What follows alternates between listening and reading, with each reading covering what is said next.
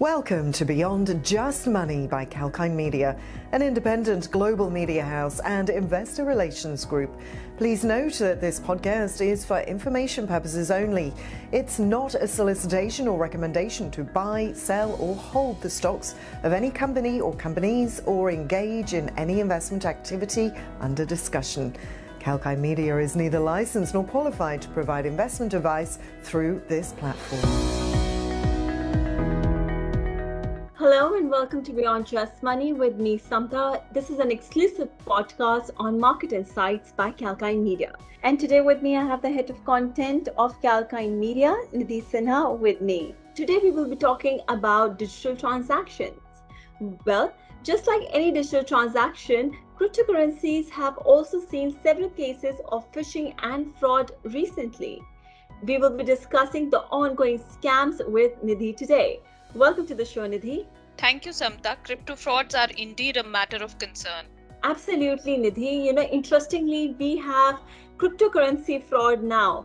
So how are you looking at these frauds? Well, a lot of crypto frauds and several phishing cases have come to light recently. Globally, all governments are cracking down on trading of digital currencies and exchanges after several complaints of frauds. Fraudsters and cybercriminals are taking advantage of the decentralized nature of trading in cryptocurrencies to con people. So yes, it is a matter of concern, and hence governments are really trying to regulate this landscape. If you look at last year, crypto-related fraud witnessed a boom along with the Bitcoin price then. According to the recently available data from a leading crypto education platform, there were around 82,135 crypto-related crimes reported in the US during 2020. To tell you about some of the common types of frauds in the crypto space, they include initial coin offering scams, crypto pump and dump schemes, and crypto theft. Various countries like the UK and Australia face such frauds. There were about 9,689 crypto-related crimes in Australia in 2020 as compared to none in 2016. The UK too showed a significant jump from around 704 cases in 2016 to 8,801 crypto-related crimes in 2020. Indeed. And what are the various ways in which these frauds are happening, Nidhi? Samta, actually there are different ways in which crypto frauds are being committed. The first being phishing. In this kind of scam, basically, cybercriminals offer crypto trading services by impersonating well-known brands.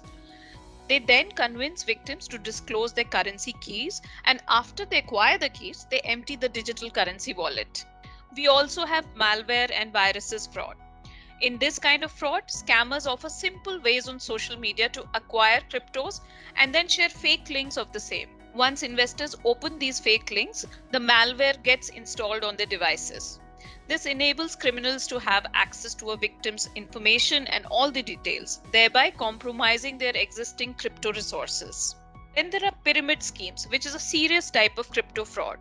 Though a new form of currencies, digital currencies can still be used to carry out more traditional forms of fraud like pyramid schemes.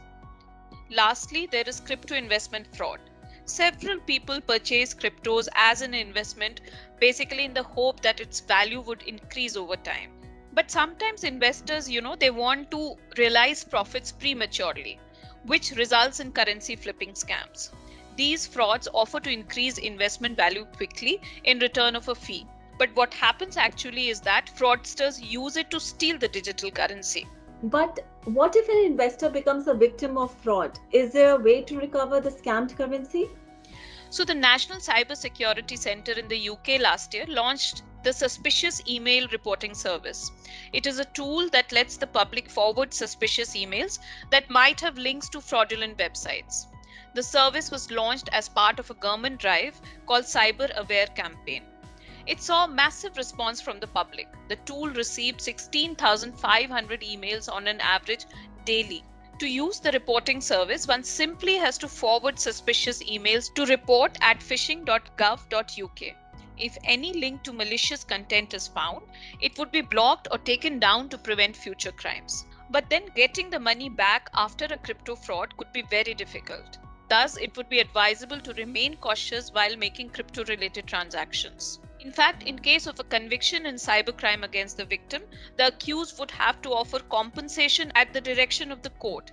In most cases, however, the perpetrators do not get caught in these kind of crimes. Well, that's really alarming, and I think remaining cautious is the only option that we have. Thank you so much, Nidhi, for sharing your insights with our listeners today. Thank you, Samta. Taking a cautious approach, in fact, is the best strategy. Absolutely. And on that note, we have come to the end of this podcast again. If you want to listen to this podcast, please log on to our website, that is kalkinemedia.com, or you could also go to our YouTube channel. Please don't forget to like, share, subscribe, and hit the bell icon to get notifications on the latest videos and podcasts that we upload. Until we see you next with yet another insightful episode of Beyond Just Money, this is me, Samta, saying goodbye. And as we always say, stay apprised and invest wise with Kalkine.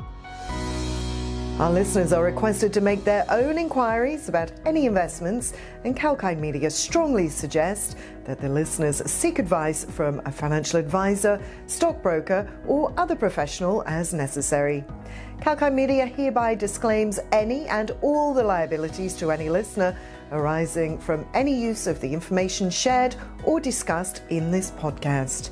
This podcast is available for personal and non-commercial use only.